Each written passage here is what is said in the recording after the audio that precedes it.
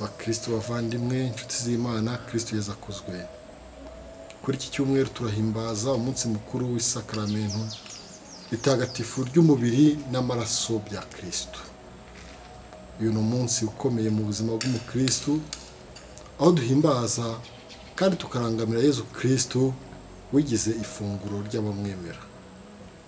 Muri iki gihe turimo duhimbaza iminsi mikuru y'amoko menshi, amasabukuru y'amavuko, yubile, amasakramento cyane cyane isakramento ryo gushyingirwa. Aha hose tugira umwanya wo gusangira amafunguro, yaba ibiribwa ndetse n'ibinyobwa. Burya abantu basangiye ntibapfa kwibagirwa ko basangiye.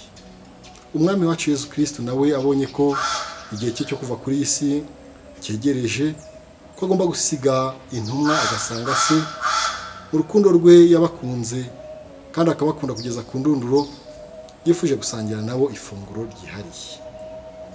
Bariye ibyo bari basanzwe barya umugati, banywa na divayi. Ariko kuri iyi nshuro yarababwiye ati, iki ni umubiri wanjye mwakire murye, iki ni amaraso yanjye mwakire munywe. Yongeyeho ati, mujye mpora mugenza mutya, bizababera urwibutso rwanjye. Mu yandi magambo yarababwiye ati, muzumva ko mutari mwenyine, ndi kumwe namwe kugeza ku ndunduro y'ibihe. Bavandimwe, ibi ni byo dukora igihe cyose dutura igitambo cy'Ukarisitiya.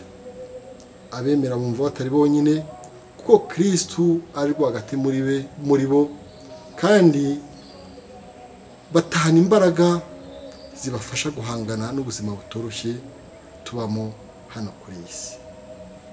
Yezu ati, mwese abarushye n'abaremerewe n'imitwaro nimungane, nzabaruhura. Muvandimwe ufite ikibazo cy'uburwayi, isanga Yezu akuruhure. Ufite ikibazo cy'ubukene, Yezu aragutegereje ngo agukomeze. Ufite ikibazo cyo kwiburamo uburyohe, Yezu arahari kandi arakwakira. Ndahamya ntashidikanya ko ibibazo byinshi duhora nabyo, haba mu miryango yacu ndetse no ku isi hose, biterwa no kuba twarateye Imana umugongo. Uko umubiri utabaho umuntu atarya, niko na roho zacu zidashobora kubaho zidatunzwe n'umubiri wa Kristo. Bitabaye ibyo zakumirana, maze ubuzima bwa roho muri twe bukazima. Yezu arongera akatubwira ati, nimutarya umubiri w'umwana w'umuntu, ntimurye n'amaraso ye, ntimuzagira ubugingo murimo. Ibi tubisanga kwa Yohani umutwe wa 6 umurongo wa 53. Kubera iyo mpamvu tugomba guharanira kumuhabwa kenshi, dukeye ku mutima no ku mubiri, kugira ngo twigiremo ubugingo ubwe yadusezeranyije. Ibi bivuze ko tugomba kumva misa kenshi, kuko mu gitambo cy'Ukarisitiya niho twumva ijambo ry'Imana, kandi nyine tugatura igitambo. Ku bakora umurimo wo gutegura amafunguro, birababaza cyane iyo uteguriye amafunguro abantu bakanga kurya. No kuri Yesu Kristo ni agahinda kubona ifunguro atanga nta kiguzi, nyamara abantu benshi bakigira abantu ibindeba. Wagira ngo bafite umugambi wo kutamuhabwa kugira ngo badakira. Abantu baragenda batera Kiliziya y'umugongo, nyamara niyo ifite urufunguzo rw'umukiro wacu. Bana, urubyiruko, bagabo, babyeyi, basaza namwe bakecuru, Yezu arabahamagara. Buri wese mu izina rye aramuhamagara kugira ngo aze amuhabwe, amukomeze. Nitongere twiyumvemo icyanga cyo kumva misa no guhazwa. Si ukumuhabwa gusa, ahubwo tugomba no guhanira gusa n'uwo duhabwa mu mvugo no mu ngiro. Hari umupadiri warwaye, bamuha regime yo kurya ipapayi, noneho aza gutukura ahinduka inzobe. Agahora yibaza ati, ni kuki ndya ipapayi ngasa nayo, ariko simbashe gusa na Yezu Kristo mpabwa buri munsi.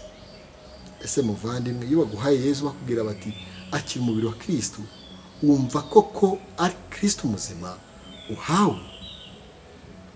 Yezu Kristo uhabwa ni wa wundi wavukiye i Betelehemu, ni wa wundi wakoze ibitangaza, ni wa wundi wababaye, ni wa wundi wapfuye akazuka agasubira mu ijuru ariko akadusigira urwibutso rwe. Uyu munsi rero turamurangamira mu kimenyetso cy'Ukarisitiya. Buri wese uko abasha yimareyo, dore ko nta bisingizo bareshya.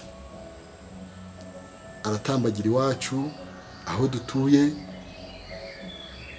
aratambagira mu masantere y'ubucuruzi, nka kwa kundi yazengukaga muri Galileya agira neza. Aranyura iwacu hose kugira ngo atuzanire ibyiza, kugira ngo adukure mu bucakara bwa sekibi, ahubwo atwinjize mu ngoma ye izahoraho iteka. Ndasaba ko hatagira n'umwe ukikwa n'aya mahirwe bavandimwe, tube nk'abandi b'igihe cye bamuhombokagaho maze akabakiza. Dusaba kugira ngo ntihagire n'umwe utuvanwamo ngo amere nk'ayambaga y'i Yerusalemu yavuze iti ntihasingizwe uje mu izina rya Nyagasani, mu kandi kanya bagahindukira bati nabambwe ku musaraba. Mwese rero bavandimwe, bifurije umunsi mwiza w'isakaramentu rutagatifu. Mwari kumwe na Padiri Angelo Nisengwe, umusaseridoti wa Diyosezi ya Ruhengeri.